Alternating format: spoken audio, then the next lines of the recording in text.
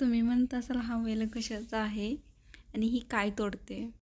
तर हा पावट्याचा वेल आहे आणि ह्या अशा पावट्याच्या शेंगा असतात.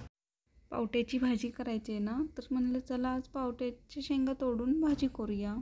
तर पावट्याच्या शेंगा सोलून घेतल्या मी अशा. सर्व शेंगा सोलून एका प्लेटमध्ये त्याच्या बिया सोलून ठेवल्या. आता त्याचं थोडंसं वाटण करून घेऊया.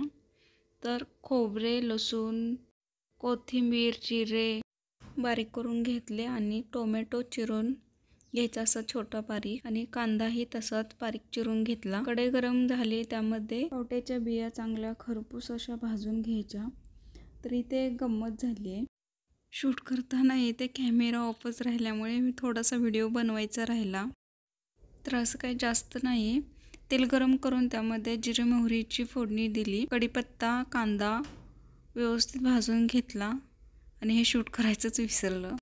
कांदा चांगला भाजला की त्यामध्ये टोमॅटोही टाकून चांगलं भाजून घेतलं आणि हे चांगलं तेल सुटेपर्यंत भाजून घेतलं आणि त्यामध्ये हे केलेलं खोबऱ्याचं वाटण आहे ते टाकून व्यवस्थित हलवून घेतलं आणि पावटा बारीक करून घेतला आणि ते 2 चमचा मी तिखट टाकून असं व्यवस्थित हलवून घेतलं आणि त्यामध्ये हा बारीक केलेला पावटा टाकला आणि व्यवस्थित असं मिक्स करून घेतलं. मिक्स झालं की त्यामध्ये पाणी ॲड केलं.